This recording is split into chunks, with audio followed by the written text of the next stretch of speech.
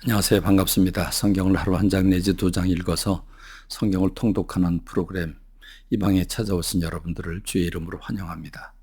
오늘은 마가복음 14장을 묵상하는 시간입니다. 우리가 마태, 마가, 누가, 요한이라고 하는 이 네 제자가 예수님의 생애를 기록을 했습니다. 예수님이 하신 일들과 예수님의 말씀들을 기록을 했는데 각자 좀 특징이 조금씩 다르지요. 그러나 전반적으로 그 흐르는 분위기는 동일합니다. 예수님께서 탄생하시고 복음을 전하시고 또 십자가 지시고 부활하시고 승천하신 이 모든 과정은 다 동일하겠지요.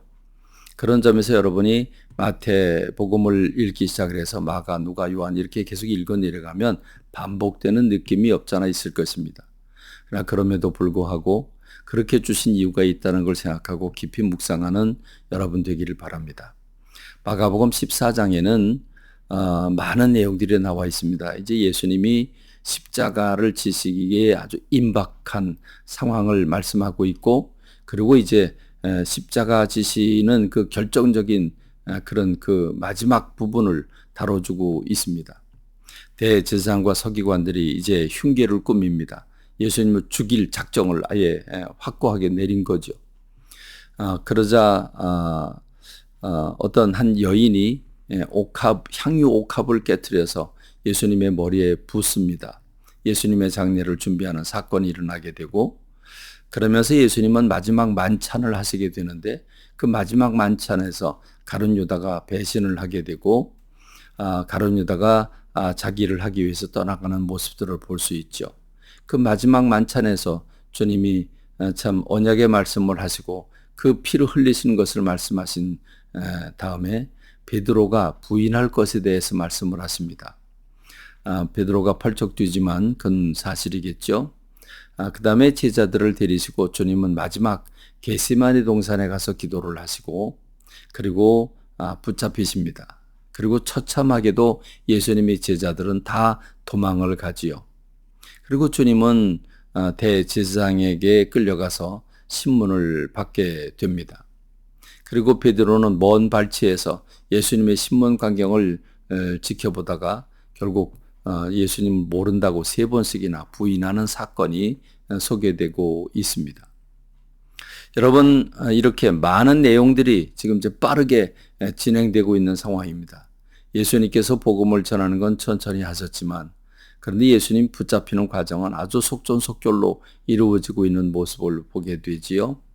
주님은 말 한마디도 주님은 그 변호하지 않으셨습니다.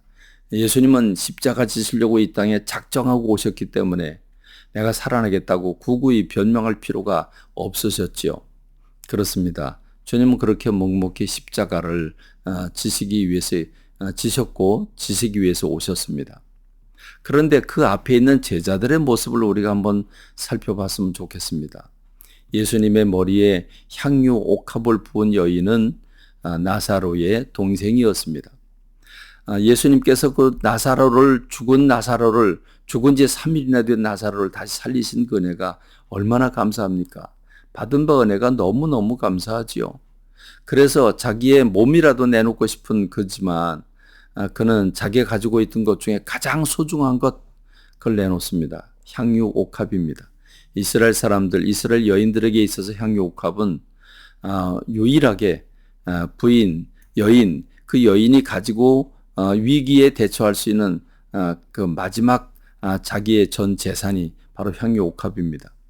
그 향유 옥합을 깨트렸습니다. 우리나라 돈으로 지금 현 시점 입장에서 생각해 보면 약 4,500만 원이나 되는 어마어마한 향유 옥합입니다. 그걸 한순간에 깨트려 드립니다. 한순간에 깨트려 드리지만 그 마리아는 그거보다 더한 것이라고 할지라도 아낌없이 주님 앞에 드리는 간절하고 감사한 마음이 있었는데, 그걸 바라보는 가룟 유다를 비롯한 여러 제자들은 흥분을 합니다. 아니 그게 얼마나 귀한 건데 그걸 한꺼번에 깨트려서 예수님의 머리에 붓느냐고, 그렇게 왜 허비하느냐 합니다. 그러나 예수님의 야단을 치시죠. 놔둬라, 이 여인이 나의 장례를 준비하고 있다라고 말씀을 하십니다. 이 여인은 정말 진심으로 주님을 사랑하는 마음으로 향유 옥합을 깨트려 드릴 때에 자기 자신도 알지 못하는 가운데 예수님의 장례를 준비하게 된 것입니다. 어처구니 없는 제자들과 주님 앞에 모든 것이라도 드리고 싶어 참 간절한 마음으로 감사를 표하는 이 마리아와 비교가 되지 않습니까? 거기다 가룟 유다는 예수님을 배신하고 베드로는 예수님 모른다고 3번씩이나 부인하는 사건이 만들어지게 됩니다.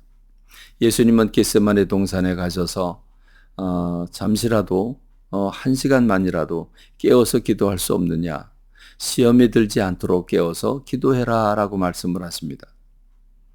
시험에 들지 않도록 깨어서 기도해라는 말씀, 지금 우리에게도 해당이 되지요.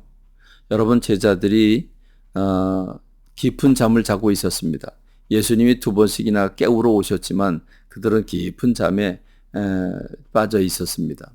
예수님께서 시험에 들지 않게 깨어서 기도하라고 하는 말씀을 하신 연후에 베드로는 모른다고 3번씩이나 예수님 면전에서 부인하게 되고 제자들은 다 도망가고 빌립이라고 하는 사람은 벌거벗고 도망가는 사건이 생기게 되지 않습니까? 이런 것은 모두가 다 육신이 연약하여 기도하지 못한 탓입니다. 오늘 저와 여러분들이 많은 핑계를 댑니다. 몸이 아프고 바쁘고 힘들고 여러 가지 이유가 있습니다. 결론은 동일합니다. 여러분이 어쨌든 깨어서 기도하지 못하고 영적으로 주님께 붙들리지 못하면 결국은 넘어지게 돼 있다는 사실입니다. 그것만 아주 분명한 진리입니다. 예수님이 인정하셨습니다. 마음은 원이로되 육신이 약하도다. 결론은 기도하지 못했습니다. 결론은 깨어있지 못했습니다. 그러므로 결론이 무엇입니까? 무너지는 거지요. 오늘 저와 여러분들이 그런 in spite of, 다시 말하면 뭐뭇에도 불구하고, 피곤함에도 불구하고, 몸이 아픔에도 불구하고, 상황이 나쁨에도 불구하고 여러분 기도하는 여러분 되시기 바랍니다. 그러면 기도가 여러분을 살리게 될 것입니다. 기도할 때 깊은 잠을 자고 있던 베드로가 어이없이도 한낱 계집 여종, 영향력 없는 계집 여종에게도 무릎을 꿇는 사건을 우리가 보았으면 좋겠습니다. 오늘 이런 사실을 생각하면서 저와 여러분들이 예수님을 어떻게 믿고 있는지 돌아보기를 원합니다. 주님이 십자가를 지신 그 은총이 저들을 위한 것인데 그것도 알지 못하는 저들을 바라보면서 우리도 주님의 재림을 앞두고 있는 이 시점에 우리가 무엇을 알고 깨어서 근신하고 있는지 돌아보는 시간 되기를 간절히 소망합니다. 감사합니다. 말씀 맺겠습니다.